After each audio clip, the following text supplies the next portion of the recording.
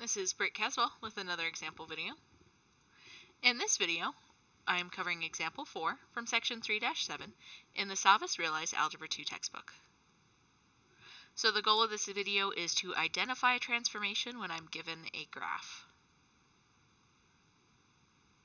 So what I have done is I have included my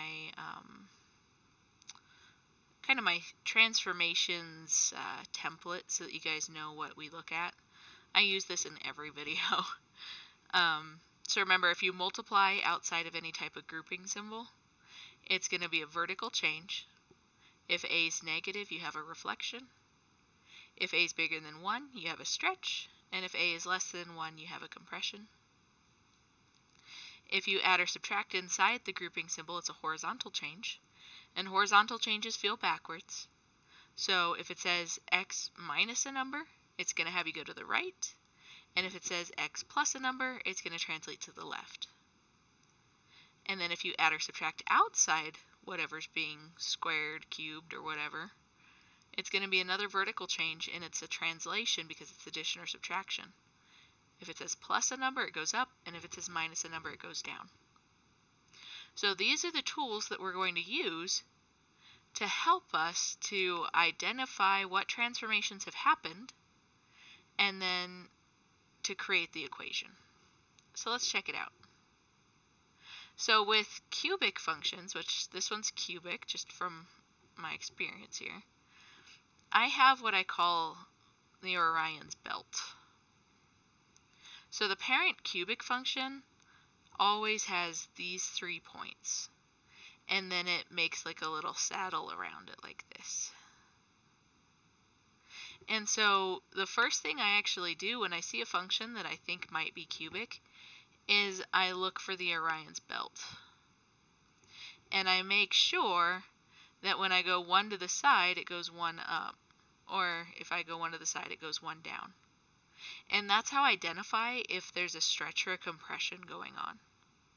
So here there's no stretch or compression, but if you notice the direction of the end behavior has flipped, so there's a vertical reflection.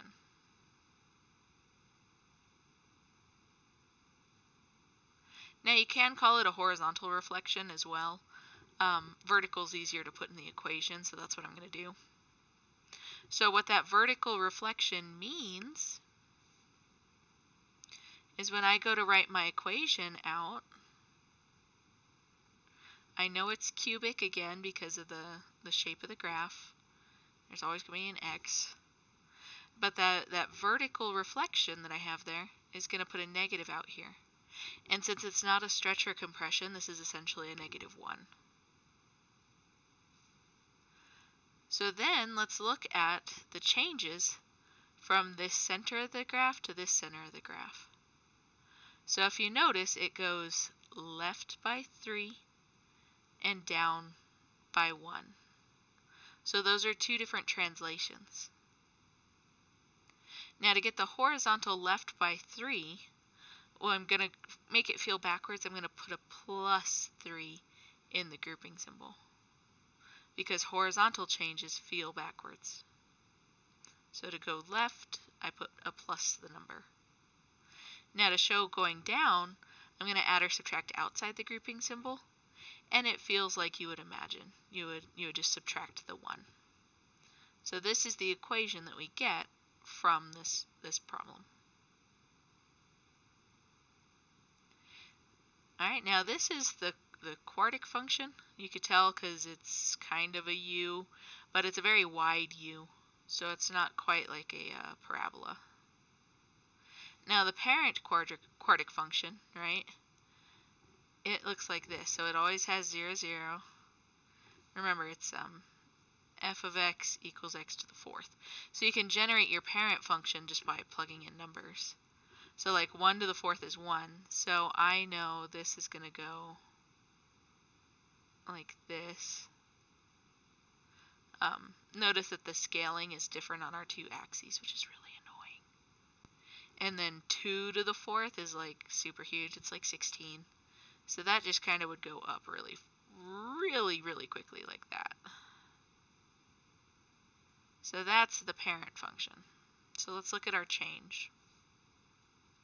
So we know that we can start by writing out this part of it. Okay.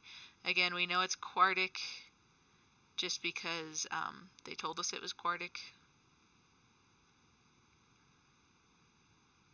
I would need more of the graph to be able to tell if it was a quartic versus quadratic. Anyway, so first I'm going to look at kind of my anchor points here, this little belt that I have, and I'm going to make sure that when I go to the side by the 1, that it only goes up by 1 or down by 1.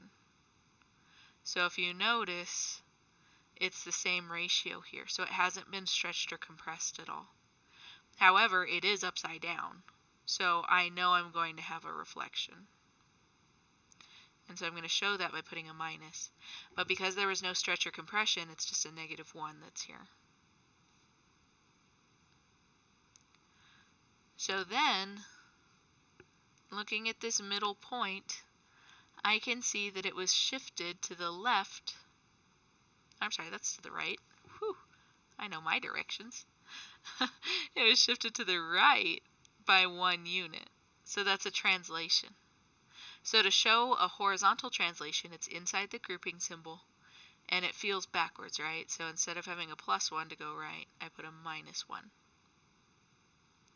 It was also translated up by 5.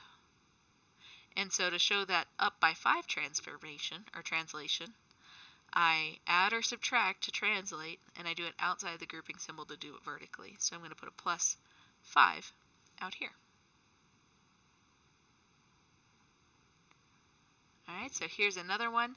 That shape of the graph, again, is telling me that it is cubic. So I'm going to go ahead and draw my Orion's belt there, remember? And it looks roughly like that. Pretend I know how to draw, okay?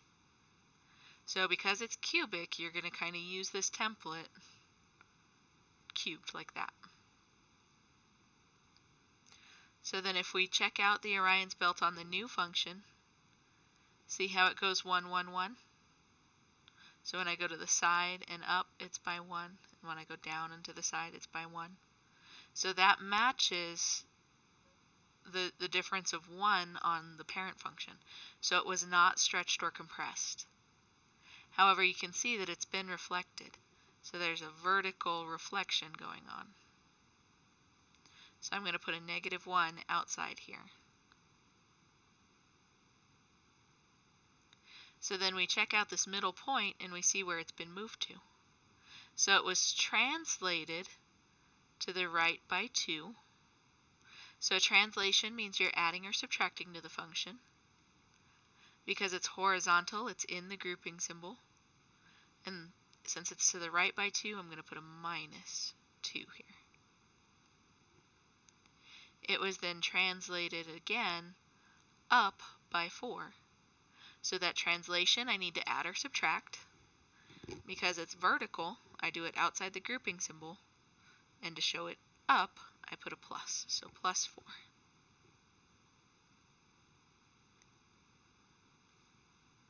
Alrighty, and so then here we are with our last example here.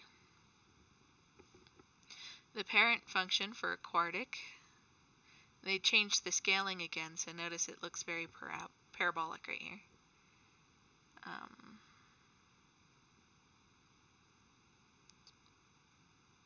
So here we are with our parent function. So we want to make sure that we're checking this ratio. When I go to the side by 1, am I going up by 1? And here it is. Okay, it has that same pattern of 3. So that means there's not a stretch or compression. It also means that there's not a reflection because it opens up the same direction. So I'm not going to have anything here in this space where I'd normally have like a negative or a number. Okay, there's nothing going on with stretches, compressions, or reflections. The only thing that's happened here, do dark red. The only thing that happens here is that we've been moved from the parent function to this function. It's gone to the left by 1 and down by 3. So both of these are translations, right? So I'm adding and subtracting these from the equation. To show a horizontal transformation, it's in the grouping symbol. So I'm going to put a +1 to show to the left by 1. To show the vertical translation, where I'm going up or down, I add or subtract outside the grouping symbol. And to show down 3, I'm going to subtract 3. So now this is the equation that I would get.